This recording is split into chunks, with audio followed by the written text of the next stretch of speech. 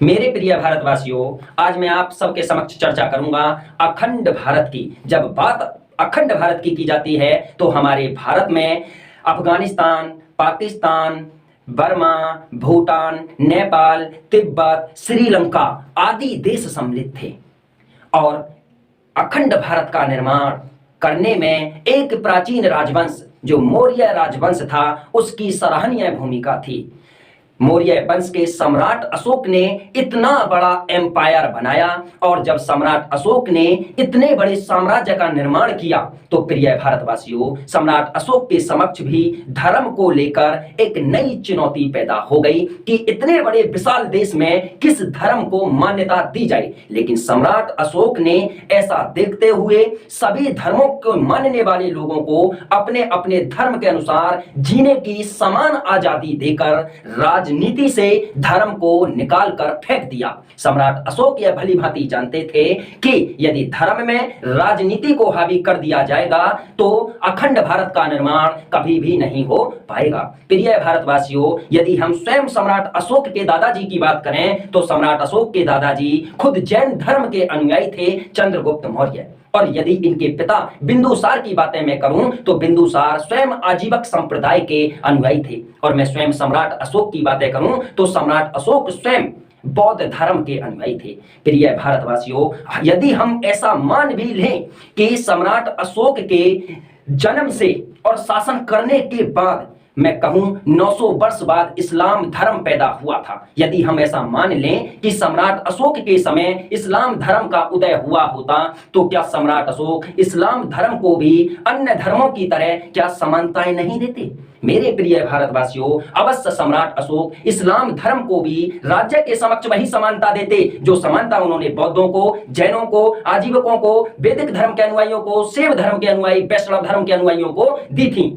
मेरे प्रिय भारतवासियों, आज हमारी समस्त राजनीतिक पार्टियां, चाहे वह भारतीय जनता पार्टी हो, चाहे वह आम आदमी पार्टी हो, चाहे वह भारतीय राष्ट्रीय कांग्रेस पार्टी हो, इन समस्त राजनीतिक पार्टियों ने धर्म की राजनीति को सिर्फ क्षणिक वोट पाने के लिए बार बार रंगमंच पर हावी किया है। और प्रिय भारतवासियों, इसके ठीक विपरीत सम्राट अशोक ने धर्म को राजनीति में हावी करने से मना किया था। मैं यह बात इसलिए कह रहा हूं कि हमारे राष्ट्रध्वज में सम्राट अशोक का अशोक चक्र से 24 तिलियां दी जा रही हैं। सम्राट अशोक के सारनाथ स्तंभ के 4 शेरों को लिया जा रहा है, लेकिन जो अखंड भारत के निर्माण करने के लिए जरूरी चीज है उसको बिल्कुल नहीं लिया जा रहा है, और वह है धार्मिक सौहार्द की भावना।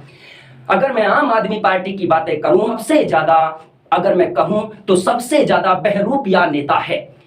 गुजरात चुनाव में अरविंद केजरीवाल ने बिल्किस बानो केस पर एक बार भी यह अपोज नहीं किया था कि भारतीय जनता पार्टी ने बिल्किस बानो केस के व्यक्तियों को जो छोड़ा है उन्हें नहीं छोड़ना चाहिए था। आपको नहीं लगता कि यह बहरूपीय पने की राजनीति क्षणिक वोट पाने के लिए अरविंद केजरीवाल कर रहा है? इसको क्षणिक वोट पाने वाली राजनीति को स्पेशल भाजपा ही नहीं कर रही है, भारतीय राष्ट्रीय कांग्रेस भी कर रही है। और यदि हम इसके दूरगामी परिणाम देखें कि यदि राजनीति में धर्म हावी हो जाए तो प्रिय भारतवासियों, 1947 तक आते आते जब जब धर्म राजनीति में प्रभावित हुआ तब तब हमारे देश के कई टुकड़े होते चले गए। यदि मैं कहूं तो लगभग 19वीं शताब्दी में लगभग अफगानिस्तान हमसे अलग हो गया, नेपाल हमसे अलग हो गया, भूटान हमसे अलग हो गया, बर्मा हमसे अलग हो गया, श्रीलंका हमसे अलग हो गया, प्रिय भारतवासियों तिब्बत हमसे अलग हो गया, और बांग्लादेश 71 में मैं कहूं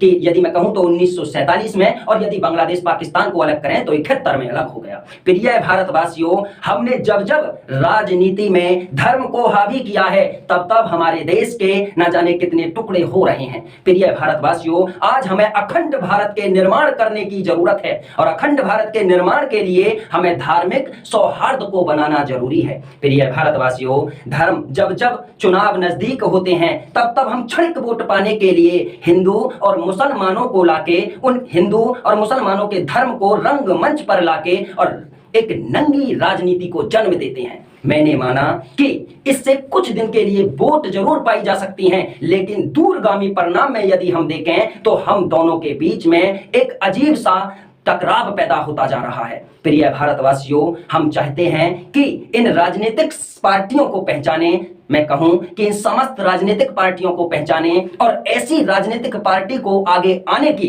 भूमिका अदा करने दें जो राजनीतिक पार्टी धर्म को राजनीति से बिल्कुल अलग करके एक धार्मिक सौहार्द की भावना को बनाकर चल सके। प्रिय भारतवासियों, सबसे ज्यादा यदि मैं बात करूं तो धार्मिक रंगमंच पर भारतीय जनता पार्टी हिंदू मुस्लिम मुद्दों को लेकर आती है और भारतीय जनता पार्टी के पास वोट पाने का और कोई शेष मोटिव नहीं है। महंगाई का मुद्दा खत्म, बेरोजगारी का मुद्दा खत्म, यदि हम कहें टेक्नोलॉजी का मुद्दा खत्म, यदि हम कहें कि सरकारी नौकरियों में अवसर दिया जाए तो मुद्दा खत्म। लेकिन वोट पाने के लिए प्रिय भारतवासियों उनके समक्ष एक ही मुद्दा बचता है और वह मुद्दा है हिंदू मुस्लिम राजनीति।